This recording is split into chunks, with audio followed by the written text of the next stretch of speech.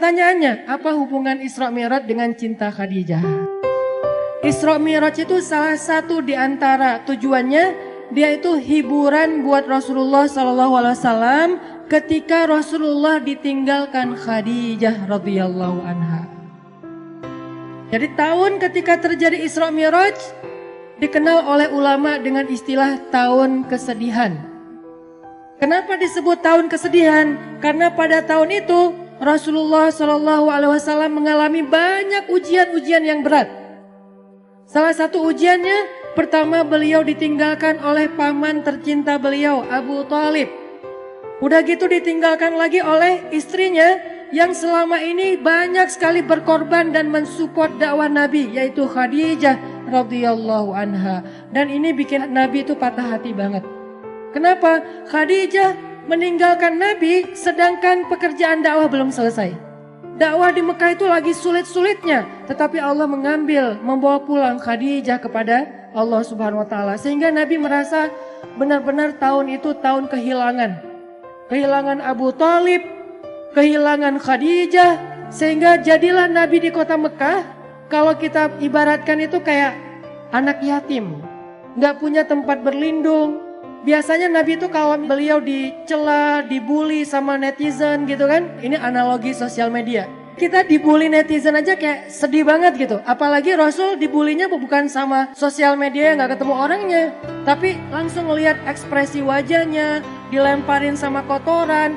Nah, hiburan Nabi yang membuat Nabi itu kuat ketika dalam keadaan dibully rame-rame adalah Khadijah.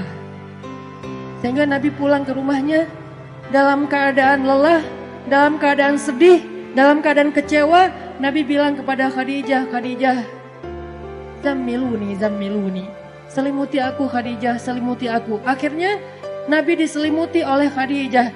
Lalu Nabi curhat sama Khadijah, Khadijah, kenapa mereka mendustakan dakwah aku? Apakah aku terlalu keras kepada mereka? Kata Khadijah, tidak wahai Rasulullah. Apakah aku tidak menyampaikannya dengan jelas? Kata Khadijah, tidak ya Rasulullah, engkau sudah menyampaikan dengan jelas.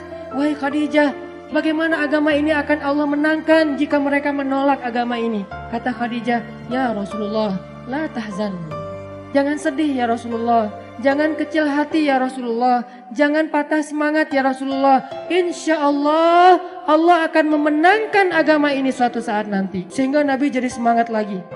Ini artinya Khadijah adalah orang yang sangat penting di sisi Rasulullah SAW.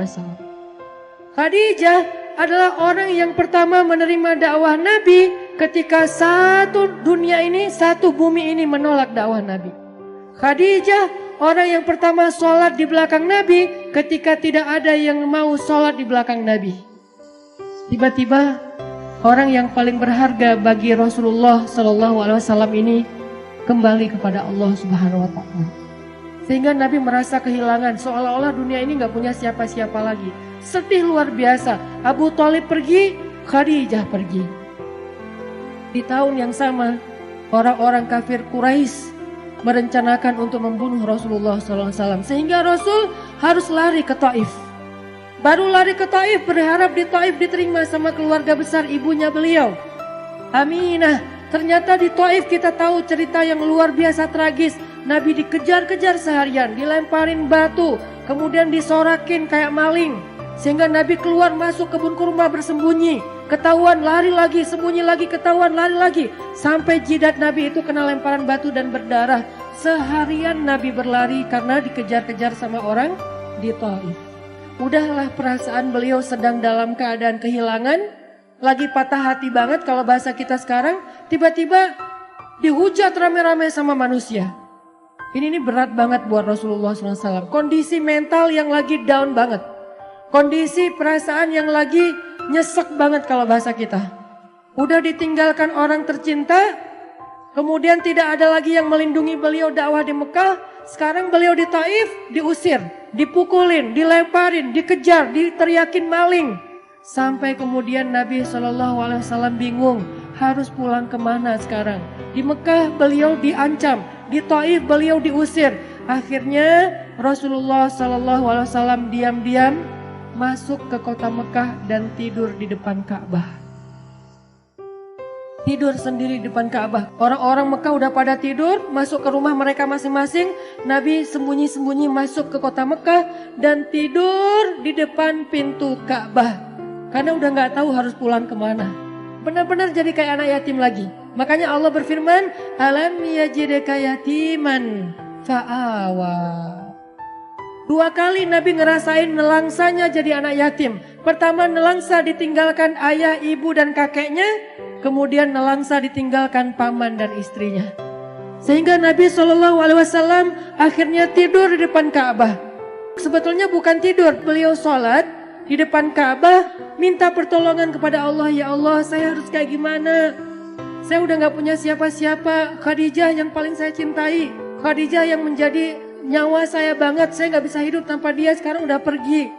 Abu Thalib yang melindungi saya juga udah pergi. Bahkan perginya dalam keadaan tidak beriman lagi tuh. Saya pergi ke kampung ibu saya di Taif. Orang-orang yang ada di Taif juga mengusir saya. Kemana saya harus pergi ya Allah? Sujud Nabi panjang di Ka'bah. Sampai setelah selesai sholat, Nabi lelah seharian karena pelipis beliau juga berdarah. Akhirnya Nabi tertidur di depan Ka'bah meringkuk. Datanglah Jibril alaihissalam. Kemudian malaikat Jibril memanggil Rasulullah SAW sembari duduk di sebelah beliau dengan panggilan kasih sayang. Dengan panggilan yang kasihan. Ya Rasulullah. Nabi masih tidur. Ya Rasulullah. Nabi masih tidur. Ya Rasulullah. Akhirnya Nabi bangun. Jibril. Kata Jibril. Ya Rasulullah. Allah mengundang Rasulullah untuk melakukan perjalanan ke langit. Ketika Nabi dalam keadaan down, ketika Nabi dalam keadaan drop, ketika Nabi dalam keadaan nelangsa, dalam keadaan lemah, maka Allah Subhanahu wa taala memanggil Nabi ke langit.